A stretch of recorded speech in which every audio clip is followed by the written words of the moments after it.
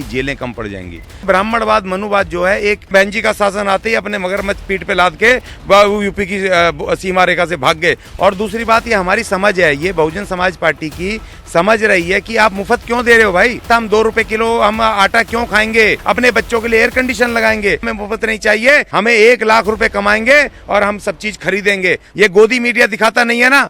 कहा जाता है कि दिल्ली का रास्ता उत्तर प्रदेश से होकर जाता है। ऐसे में उत्तर प्रदेश में कई पार्टियां हैं, लेकिन एक ऐसी भी पार्टी है जिसने एक दौर में अपना परचम लहराया था और अभी भी तैयारी कर रही है। नाम है बसपा, बहुजन समाज पार्टी। हमारे साथ बातचीत करने के लिए अशोक अज्ञाने जी हैं, बसपा सपोर्टर हैं, मायावती जी के बारे में पक्ष भी रखते हैं, उनकी काफ़ी तारीफ भी करते हुए नजर आते हैं। लोकसभा के चुनाव नज़दीक हैं, मायावती जी की किस तरीके से तैयारियां है, खासतौर पर बसपा की अगर हम बात करें तो? जी देखिए, बहन जी इस समय पिछले करीब 1 साल से तो लगातार 2024 की तैयारी में है। देखिए, ये बात तो आप समझ लीजिए कि बहन मायावती किसी से नहीं डरती।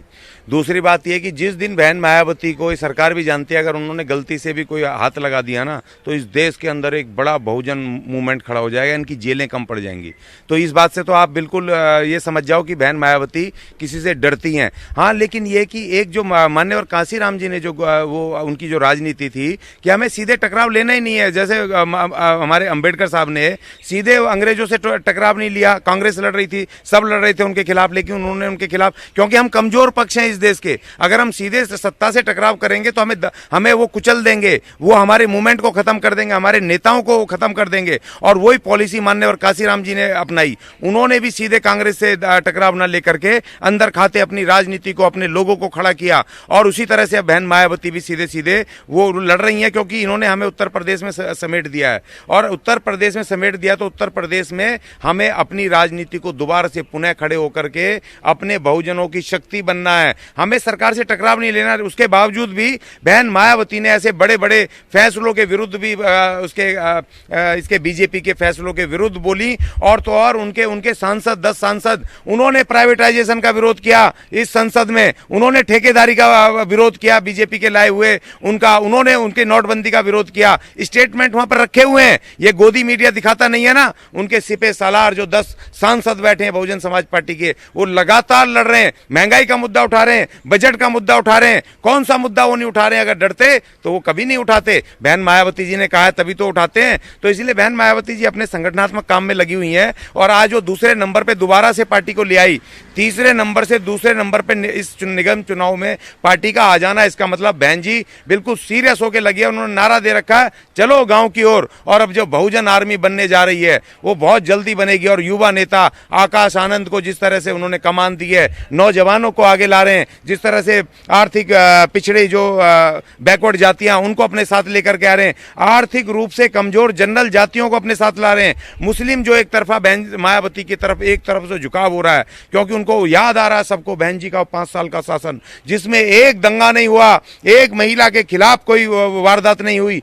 और तमाम जितने दबंग थे जिन्होंने वो मगरमच्छ पाल रखे थे, कोई उनके घर जाता था तो मगरमच्छों में डाल देते थे, वो अपने बहन जी का शासन आते ही अपने मगरमच्छ पीठ पे लाद के यूपी की सीमा रेखा से भाग खड़े हुए। तो वो एक राजनीतिक प्रशासक। और आज भारत को जरूरत है, जिस तरह से सावा डेयरी में उस महिला के खिलाफ इतना भयंकर कांड हुआ, जिस तरह से इस देश में महिलाओं के खिलाफ चल रहा है, गरीबों के कमजोरों के खिलाफ चल रहा है, बिल्कुल लॉ एंड ऑर्डर ध्वस्त हो चुका है। सिर्फ और सिर्फ बहन मायावती बचा सकती है और 2024 में प्रधानमंत्री बनके इस देश के लॉ एंड ऑर्डर को संभालेंगी और कमजोरों को शक्ति देंगी, दबंगों को उनकी औकात बताएंगी। कहा जाता है कि दलित वोट बैंक जो है वो मायावती जी का कोर वोटर रहा है, लेकिन आपने देखा इस पिछले दौर में करीब 6 से 7 साल में तमाम पार्टियां, चाहे कांग्रेस पार्टी की बात करें, बीजेपी की बात करें या अन्य छोटे दलों की भी बात करें, दलित वोट बैंक को साधने के लिए तमाम सम्मेलन किए गए, तमाम जगहों पे मूर्तियां लगाई गई, तमाम नेताओं को जिम्मेवारी दी गई, दलित चेहरों को अपने पार्टी में पद दिए गए। कांग्रेस पार्टी की भी आप बात देख लीजिए या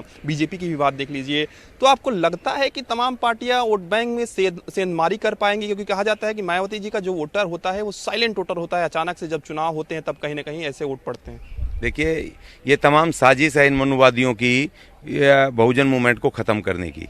और इसीलिए इन्होंने आज तक जब मान्यवर काशीराम जी ने जब मूवमेंट शुरू किया, वो वैज्ञानिक थे, डीआरडीओ में बड़े वैज्ञानिक अधिकारी, उस समय नौजवान, बिल्कुल खूबसूरत नौजवान, जब उसकी शादी की उम्र थी तब उसको 1965 में उसको ये लगा, उस नौजवान को, कि मेरे लोगों के अधिकार मारे जा रहे हैं, संविधान लागू नहीं हो रहा। और कांग्रेस उस समय एक छत्र राज में थी, उसमें जो मनुवादी लोग थे, चरित्र के लोग थे, जो कि इस देश में SC STs के उस संविधानिक अधिकारों को लागू नहीं कर रहे थे, उस समय उस बहुजन मूवमेंट को लेकर के उस नौजवान ने मैदान में कूदी और साथ में बहन जी उनको मिली। और बहन जी ने, देखो बार बार लोग तो कहते हैं कि काशीराम जी का वो बताते हैं सेक्रीफाइस, लेकिन ये नहीं बताते कि बहन मायावती के नाम के आगे कुमारी क्यों लगता है, क्योंकि उसने भी हमारे लिए अपनी शादी नहीं की, उसने भी अपना जीवन कुर्बान कर दिया, उसने भी कुर्बानियां की हैं, बहन मायावती ने भी। तो इसीलिए मैं कह रहा हूं कि जो बहुजन मूवमेंट खड़ा हुआ, इस देश में दलितों की राज सत्ता स्वतंत्र रूप से ना आ जाए, इसलिए ये तमाम पार्टियां, राजनीतिक दल जो मनुवादी नेतृत्व की हैं, ये साजिश करती हैं और अब उनको प्रलोभन दे रही हैं दलितों को, आ जाओ, हम तुम्हें अपने यहाँ पर SC ST के हमने मोर्चे बना दिए हैं, तुम्हें उसके अध्यक्ष बना देंगे, हम तुम्हें उसमें जनरल सेक्रेटरी बना देंगे, और तुम्हें एक आध को हम राष्ट्रपति भी बना देंगे, मगर बोलने नहीं देंगे, संसद का उद्घाटन नहीं करने देंगे, हम तुम्हें समारोह में नहीं बुलाएंगे, तुम जो हो वही रहोगे, तुम सिर्फ हम तुम्हें बनाएंगे कि तुम हमारे फिर भी घुटने टेक करके, नजर नीची करके हमारे सामने रहो, नजर मत उठाना, लेकिन हम बना तो देंगे, हम बहुजन मूवमेंट खत्म करने के लिए, लेकिन तुम हमारे उसमें गुलाम के गुलाम रहोगे, तुम उसमें हमारे नौकर के नौकर रहोगे, जो हम कहेंगे वही होगा। प्रधानमंत्री बड़ा है, राष्ट्रपति बड़ा, अगर एक राष्ट्रपति की हिम्मत नहीं है कि वो एक प्रधानमंत्री कह रहा है कि भैया तुम संसद का उद्घाटन नहीं करोगे, तो आवाज नहीं निकल सकती। मनुवाद की अगर हम बात करें, अक्सर बसपा के जो तमाम नेता हैं वो मनुवाद का जिक्र करते हैं। आपने भी कहा कि मनुवादी लोग षड्यंत्र कर रहे थे, मनुवाद से क्या संबंध है? क्योंकि एक तरफ मनु को मानने वाले तमाम जो ब्राह्मण नेता है या ब्राह्मण लोग हैं वो मानते हैं, दूसरी तरफ बसपा कहती है कि ब्राह्मण जो लोग हैं वो हमारे साथ हैं। थोड़ा इसको स्पष्ट कर दीजिए, मनुवाद क्या है और ब्राह्मणवाद क्या है? देखिए, मनुवाद और ब्राह्मणवाद खासतौर पे ये एक विचारधारा है, ये कोई व्यक्ति नहीं है। देखो मैं आपको बताता हूँ, ऐसे बहुत सारे ब्राह्मण जाति से ब्राह्मण रहे हैं, खासतौर पे जिनमें राहुल शंकरतैन का नाम सुना होगा, देश के बड़े महान साहित्यकार रहे हैं। वो उच्च कुल के ब्राह्मण, उच्च कुल में पैदा हुए, लेकिन वो उन्होंने उस मनुवाद से, उस ब्राह्मणवाद से उन्होंने खुद उसको त्याग करके वो बुद्धिस्ट बने, और उन्होंने एक से एक किताबें उसके ब्राह्मणवाद के खिलाफ लिखी। इसी तरीके से ओशो, महात्मा ओशो का नाम सुना होगा आपने, आचार्य रजनीश, वो भी उच्च जाति के थे, उन्होंने उसको छोड़ करके वो भी बुद्धिस्ट बने, और उन्होंने सबसे ज्यादा इस मनुवाद ब्राह्मणवाद के खिलाफ बोला है। ये मनुस्मृति एक विधान था, जैसे हमारा भारत का संविधान है आज, और ब्राह्मणवाद उसको मानने वाले लोगों का, विचार लोगों का उसका समूह था। तो इसीलिए ब्राह्मणवाद, मनुवाद जो है एक शोषण पे आधारित, मानव द्वारा मानव के शोषण पे आधारित कानून है, विचारधारा है, जिसका कि कैसे चलेगा कि एक तरफ आप लोग ब्राह्मणवाद या मनुवाद का विरोध करेंगे, दूसरी तरफ आप कहेंगे उनको मानने वाले लोगों को कि आप हमें वोट दीजिए? तो ऐसा कैसे? संविधान को मानने वाले से कह रहे हैं, मनुवादी को तो हमारे खिलाफ लड़ाई है। आप ऐसा नहीं कह रहे कि ब्राह्मण हमें वोट दें? नहीं, ब्राह्मण कह रहे हैं, ब्राह्मण एक जाति है, जैसे हम अब दूसरे SC STs को कह रहे हैं, हम क्षत्रियों को भी कह रहे हैं, हम उनको भी कह रहे हैं, वैश्यों को भी कह रहे हैं, हम स्त्रियों को, हम मजदूरों को, वो एक जाति है। और मनुस्मृति है एक विचार, एक संविधान जिसको मानने वाले हैं। वो एक क्रूर संविधान था जिसको बाबा साहब ने 26 जनवरी 1950 को मौजूदा संविधान से रिप्लेस किया। उस मनुस्मृति को हटाया जिसमें कि महिला को अपने पति के साथ जिंदा जला दिया जाता था, जिसमें अछूतों को पानी लेने का अधिकार नहीं था, जिनमें अछूतों को सार्वजनिक सड़कों पर आने का वो नहीं था, अधिकार नहीं, शिक्षा लेने का अधिकार नहीं था। एक क्रूर व्यवस्था, उस क्रूर व्यवस्था को हटा करके बाबा साहब ने इस भारत के महान संविधान को, जो सबको न्याय, स्वतंत्रता, समता और बंधुता पे आधारित ये महान संविधान दिया, इस संविधान से रिप्लेस किया। लेकिन वो मनु के मानने वाले, मनु के चेले, उसको आज भी वो जिंदा है, और उन्होंने बरगला दिया लोगों को, और उन्होंने कहा कि भाई मनु स्मृति को लागू करेंगे, और राजदंड उसका प्रतीक है। लेकिन हम ये कह रहे हैं, लेकिन आज मैं देखता हूं सोशल मीडिया पे और जगहों पर, मैदान में आज भी मजदूरों का आंदोलन था। वो ब्राह्मण नेता जो ब्राह्मण तो हैं मगर मनु स्मृति के विरुद्ध हैं, वो लड़ रहे हैं मैदान में, और उस पे शर्मा, वर्मा, बड़े बड़े वो तिवारी, वो लड़ रहे हैं वहां पर इनके मनुवादियों के खिलाफ, और इस राजदंड का विरोध कर रहे हैं, मनुस्मृति का विरोध कर रहे हैं। तो हम उन लोगों से कह रहे हैं जो इस देश के संविधान को मानते हैं, वो किसी जाति, किसी धर्म, किसी भाषा, किसी संस्कृति, किसी वर्ग के हैं, लेकिन जो इस महान बाबा साहब के महान संविधान को मानता है, उसमें आस्था रखता है, जो सबको न्याय का पक्षधर है, जो सबकी स्वतंत्रता का पक्षधर है, जो सबकी समानता का पक्षधर है, जो सबको प्यार करता है, बंधुता का पक्षधर है, वो बहन मायावती कह रही है कि हमें वोट करो। क्या दिक्कत है? चलते चलते एक आखिरी सवाल आपसे ले लेते हैं। चंद्रशेखर रावण यूपी में काफ़ी सक्रिय नज़र आ रहे हैं, देश में भी सक्रिय नजर आ रहे हैं, पहलवानों के प्रदर्शन में भी वो सक्रिय नजर आ रहे थे। मायावती जी उस तरीके से उतनी सक्रिय, खासतौर पे आप देखिए चंद्रशेखर रावण जहाँ जहाँ जाते हैं, रैलियाँ करते हैं, लोगों से बातचीत करते हैं, तमाम धरना प्रदर्शन में पहुँच जाते हैं। मायावती जी को कहा जाता है कि वो सीमित रहती हैं, यानी कि उस तरीके से 2-3 ट्वीट कर दिए या कभी बिरले प्रेस कॉन्फ्रेंस से कर दिया तो कर दिया। आपको नहीं लगता है कि एक नया चेहरा भी उत्तर प्रदेश में दलितों के मसीहा के रूप में खड़ा होने जा रहा है, होता जा रहा है? नहीं, देखिए बिल्कुल ये बेकार की बातें हैं। चंद्रशेखर रावण जो है वो अपनी अलग राजनीति कर रहा है, उसने अपना अलग उसका तरीका है। उसका मान्यवर काशीराम बाबा साहब और इनके मायावती जी के मूवमेंट से, बहुजन मूवमेंट से कोई लेना देना नहीं है। हमारा चरित्र, मैंने कहा ना कि हमारे काशीराम जी ने जब इसकी नींव रखी तो उन्होंने एक विचार, एक तरीका बनाया काम करने का। उस तरीके पे बहन मायावती कर रही हैं, वो अंदर खाते अपने काम लगे। अंदर खाते का ओपन भी रोज आ रहा है, रोज ट्वीट कर रहे हैं, रोज हमारे लोग दिखा रहे हैं बहन जी कैसे सक्रियता के साथ अपने कार्यकर्ताओं को इकट्ठा कर रही है, काम कर रही है। और सवाल ये है, उन्होंने कांडेर काशीराम जी ने कहा था, मान्यवर काशीराम जी ने, कि इक्का दुक्का ये जो घटनाएं होती हैं इन पे मत अपना टाइम खर्च करो। अब अपने लोगों को बोलो कि घटनाएं रुक जाएंगी जब तुम सत्ता में जाओगे। राजनीति करो, अपने लोगों को जगाओ कि वोट अपने आप को डालो, अपनी पार्टी, अपने लोगों को नेता बनाओ, प्रधानमंत्री बनो। और राजनीति से सत्ता की चाबी है राजनीति, और जब सत्ता मिल जाएगी तुम इसको सबको ठीक कर लोगे। जैसे बहन जी ने एग्जाम्पल किया, 5 साल जब वो यूपी में रहे तो अपने लोगों के खिलाफ एक एट्रोसिटी नहीं हुई, क्योंकि उनके पास सत्ता थी, पुलिस थी, प्रशासन था, सब कुछ था। तो उसी तरीके से जो चंद्रशेखर रावण जहां भी जाता है वहीं बंटाधार हो जाता है। जैसे रामलीला मैदान में रविदास जी का मंदिर का वो था, यहां से तमाम लोग आए समर्थन में और कुछ नौजवान ले जाके तोड़फोड़ कर दी, सब जेल में चले गए, मूवमेंट ही खत्म हो गया। अभी यहां पर आया जंतर मंतर पे, यहां पर 2-4 दिन हुआ, यहां पुलिस ने खदेड़ दिया, वो मूवमेंट ही खत्म हो गया। तो ये जहां भी जाता है सब चौपटी करके आता है, इसकी अपनी राजनीति है, मुझे उस पर कुछ नहीं कहना। अपनी पार्टी का अध्यक्ष है, वो जैसे चलाए। लेकिन युवा नेता अब हमारा बहुजन मूवमेंट का आकाश आनंद आ रहा है। आकाश आनंद हमारा चेहरा है, जो कि अभी देखा था ना मान्यवर काशीराम जी के समय, पिछले साल वो पूरे करोल बाग से लेके पूरी दिल्ली में उसने पदयात्राएं की और उत्तर प्रदेश में मोर्चा संभाला है। बहन मायावती कर रही हैं, हमें आकाश आनंद हमें मंजूर है। हमारा युवा नेता, हमारा एक ही नेता है बहन मायावती, और युवा नेता है आकाश आनंद, इसके अलावा हमारा कोई नेता नहीं है। और इसका जो मेन वो दिखाई दिया, रिजल्ट दिखाई दिया निकाय चुनावों में, जिस तरीके से जो उनकी मेहनत उन्होंने की, दिन रात पूरे उन्होंने अपने कार्यकर्ताओं को कहा चलो गांव की ओर, और उन्होंने जिस तरीके से अपना स्टेट प्रेसिडेंट बदल के, और जो उन्होंने ओबीसी समाज का कमज़ोर, आर्थिक कमज़ोर ओबीसी समाज की जातियों का वो बनाया पाल साहब को, और जिस तरह अपने संगठन में फेरबदल की, और तमाम जो अपनी SC ST की और ओबीसी की जो बैकवर्ड जातियां थी उन सबको उन्होंने इकट्ठा करके और एक माहौल क्रिएट करा, और ख़ुद अपने हाथ में उन्होंने कमान संभाली, और जो इन्वेस्टिगेशन, तमाम जो ऑब्जर्वेशन उनके सामने चल रहा है, तो उसका ये हुआ कि निकाय चुनावों में नंबर 2 की पार्टी बसपा उत्तर प्रदेश में आ गई। और वहाँ पर जो गठबंधन था समाजवादी पार्टी और दूसरे बड़े दलों का, बीजेपी के अगेंस्ट जो था, तो वो तीसरे नंबर पे पहुँच गया और दूसरे नंबर पे बहन जी आ गई, और बड़े उनका वोट प्रतिशत में भी बहुत ज़्यादा इजाफा हुआ है।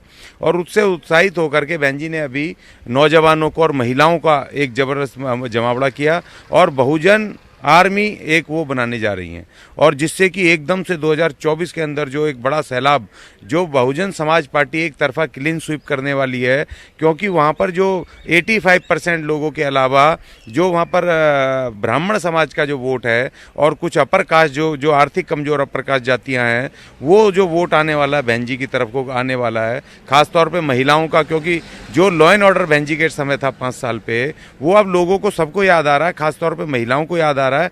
जिस तरीके से एक बड़ा वर्ग बहन जी के साथ आ रहा है, निकाय चुनाव में आया और बड़ा ताकत बन के आएगा, तो उससे 40 से 50 सीटें बहुजन समाज पार्टी 2024 में जीतने जा रही है। ये पूरा का पूरा सिनेरियो उत्तर प्रदेश में दिखाई दे रहा है। और नई संसद का उद्घाटन भले ही हमारे प्रधानमंत्री जी ने किया हो, लेकिन 2024 में नई संसद की पहली प्रधानमंत्री के रूप में बहन मायावती एक पहली दलित प्रधानमंत्री इस नई संसद में शपथ लेंगी। नए संसद भवन का आप जिक्र कर रहे हैं, भव्य उद्घाटन प्रधानमंत्री ने किया। उद्घाटन से पहले आपने देखा कि करीब 20 से ज़्यादा विपक्षी दल आते हैं सामने और एक संयुक्त बयान जारी कर देते हैं, कहते हैं कि हम लोग इस उद्घाटन समारोह में हिस्सा नहीं लेंगे। इस बीच मायावती जी का एक ट्वीट आता है और सीधे तौर पर वो कहीं ना कहीं इस उद्घाटन समारोह का समर्थन करते हुए नजर आती हैं। हालांकि वो किसी कारणवश इस समारोह में हिस्सा नहीं ले सके, BSP के सांसद भी इसमें हिस्सा नहीं ले सके। आखिर क्या वजह मानते हैं कि एक तरफ पूरा विपक्ष एकजुट है, विरोध कर रहा है, दूसरी तरफ मायावती जी इस फैसले का स्वागत कर रही हैं? देखिए बहन जी की राजनीति बिल्कुल अलग है। विपक्ष में जो आज कांग्रेस है, जो बहुजन समाज पार्टी का गठन हुआ है, वो कांग्रेस के मनुवादी चरित्र के खिलाफ हुआ था, ये आपको समझना पड़ेगा। और आज जो 20 पार्टियों ने जो कांग्रेस के नेतृत्व में बहिष्कार किया है, अगर बहन जी भी उनके साथ मिलकर के वो सेम भाषा बोलेगी तो बहन जी की हमारी दलित राजनीति में, बहन जी की राजनीति में और इनकी राजनीति में कोई फर्क नहीं रहेगा। बहन जी ने अपने उस ट्वीट से, उससे एक तीर से कई शिकार किए हैं। उन्होंने भविष्य के, ये होता ना कुशल राजनेता, एक अपने मान्यवर कांसीराम जी की एक उनके रूप में, शिष्य उनके रूप में, उनके शिष्य के रूप में आज जो उन्होंने दिखाया है कि कांसीराम जी की जो झलक दिखाई दी उसमें, क्योंकि बहन जी ने एक तरफ तो उनको कहा ये भविष्य की राजनीति, कल को प्रधानमंत्री बनेगी बहन जी, तो बहन जी के किसी भी आदेश पर ये विरोध नहीं कर पाएंगे। उन्होंने कहा कि ठीक है, प्रधानमंत्री ने करे, कोई करे, हमें इससे क्या लेना देना, सरकार ने बनाई है संसद, कोई भी करे, हमारा इससे कोई लेना देना नहीं है। और कल को बहन जी जब ऑर्डर पास करेगी अपने लोगों के लिए तो इनकी शक्ल नहीं होगी, इनकी औकात नहीं होगी कि विरोध करें, क्योंकि बहन जी ने समर्थन कर दिया इस बात का। और बहन जी ने समर्थन करके भी इनके साथ नहीं खड़ी हुई और सरकार को झटका दिया कि उन्होंने अनुपस्थित हो गए, वो आए नहीं, किसी भी उससे नहीं आए। और तीसरी बात बहन जी ने जो सबसे बड़ा उनका जो स्टेटमेंट का ये था कि अपने को अलग करना, अकेले बल पे अपनी राजनीति को साधना, ये बहन जी ने सबसे बड़ा जो दाव चला इस पे कि हम कांग्रेस की भाषा नहीं बोलेंगे, हम अलग राजनीतिक पक्ष हैं। भारत के निर्वाचन आयोग में हमारी अलग मैनिफेस्टो है, अलग हमारा संविधान है, अलग हमारे तौर तरीके, और हमारा भारत के संविधान में इस देश के SC STs का हमारा अलग वहां पर स्टेटस है, अलग अधिकार है, तो हम इनकी भाषा क्यों बोलेंगे। जबकि बाबा साहब जब लड़ रहे थे उस समय कांग्रेस अंग्रेजों के खिलाफ लड़ रही थी, और बाबा साहब अगर कांग्रेस की भाषा बोलते तो वो उनको तो जेल में डाल करके वो तो खत्म हो जाते, वो हमें संविधान दे पाते क्या, लड़ पाते। और मान्यवर कांसीराम जी ने जब मूवमेंट शुरू किया तो उस समय कांग्रेस थी और कांग्रेस के विरुद्ध का मान्यवर कांसीराम जी की लड़ाई थी, लेकिन उन्होंने सीधे कांग्रेस से टकराव नहीं लिया और उन्होंने अंदर खाते अपने लोगों में प्रचार किया, उनको कहा, बताया कि तुम लड़ सकते हो, तुम्हारा वोट की शक्ति क्या है, तुम खुद राजा बन सकते हो। और उन्होंने बताया कि 5-4 बार हमारी वहां पर सरकार बनी उत्तर प्रदेश में, वो हमारे राज्यसभा सदस्य रहे, हमारे संसद सदस्य हैं, और इस देश की राजनीति में डायरेक्ट दखल है। और वही दाव बहन जी ने चला कि हम डायरेक्ट क्यों लें। दूसरी बात ये देखिए कि जो राष्ट्रपति ज्यादा ताकतवर होता है या किसी पार्टी की अध्यक्ष ज्यादा ताकतवर होती है। अगर वो दलित, वो आदिवासी महिला, उसको जब अपने सम्मान नहीं दिखाई दे रहा है, कि उसको अपना अपमान होते हुए नहीं दिखाई दे रहा है, जो देश की प्रथम नागरिक है और तमाम उसके पास उसमें निहित है, संविधान की शक्तियां निहित हैं, वो जब प्रधानमंत्री को जब नोटिस नहीं दे रही है, जब वो कोई स्टेटमेंट नहीं दे रही है, वो तो महलों में बैठी है आराम से। और हमारी बहन जी उससे पंगे लेकर के सरकार से, जो बिल्कुल इस समय बात पे लोगों को जेल भेज रही है, उससे बेफिजूल में टकराव मोल ले, जबकि हमारी 2024 की तैयारियां चल रही हैं। अगर बहन जी जेल चली गई, बहन जी के विरुद्ध इन्होंने कुछ मामला कर दिया तो कौन मूवमेंट को कौन देखेगा। तो बहन जी ने इतनी चतुराई के साथ कि भैया जा। और दूसरी बात ये वो लोग हैं, ये बीजेपी के जो लाखों लाख SC ST के नाम पर जो उनके सदस्य हैं या नेता हैं, उसमें प्रेसिडेंट भी हैं, ये सब हिंदूवाद के समर्थक हैं, उनके हिंदूवाद का समर्थन कर रहे हैं। उनके राष्ट्र जो उन्होंने राजदंड उन्होंने वहां पर रखा, मतलब राजशाही का समर्थन कर रहे हैं, और अपना अच्छा संदेश भेज रही है राष्ट्रपति उनको वहां पर उसमें संसद के उद्घाटन में। तो भाई हमारी बहन जी क्यों जबरदस्ती इनसे टकराव मोल लेगी, क्यों अपनी उसको लेगी, अपने काम में जुटी हुई है बहन जी, अपनी राजनीति कर रही है। उत्तर प्रदेश, जैसे आपने कहा कि भारत की राज सत्ता का रास्ता उत्तर प्रदेश से होके जाता है, 80 सीटें हैं, 80 में से 50 सीटों पे सीधा दखल बहुजन समाज पार्टी करेगी, और बहन जी को प्रधानमंत्री बनाना कांग्रेस और विपक्षी दलों की मजबूरी होगी। मैं बार बार कह रहा हूं, पिछले 1 साल से कह रहा हूं कि बहन जी नई संसद में, बहन मायावती पहली दलित प्रधानमंत्री इस नई संसद में शपथ लेगी, और ये होना है क्योंकि ऐसा सिनेरियो दिखाई दे गया है, आज तमाम दिखाई दे गया है। कुछ अलग भी बता रहा है, नीतीश कुमार जाते हैं और अलग अलग नेताओं से मुलाकात करते हैं, राहुल गांधी से मुलाकात करते हैं, अरविंद केजरीवाल से मुलाकात करते हैं, उनकी मुलाकात अन्य नेताओं से भी होती है। प्रधानमंत्री के तौर पे कहीं ना कहीं नीतीश कुमार के समर्थक उन्हें प्रोजेक्ट कर रहे हैं। दूसरी तरफ ममता बनर्जी की भी बात करें, आपने देखा पिछली बार किस तरीके से उनको प्रोजेक्ट किया गया। अलग अलग नाम है प्रधानमंत्री पद के लिए। राहुल गांधी को भी इससे इनकार नहीं किया जा सकता, कांग्रेस के तमाम नेता कहते हैं कि प्रधानमंत्री पद के लिए सबसे बड़े दावेदार हैं। मायावती जी के लिए चुनौती नहीं हो जाएगी विपक्ष को एकजुट करना, क्योंकि तमाम नेता तो विपक्ष को एकजुट कर रहे हैं।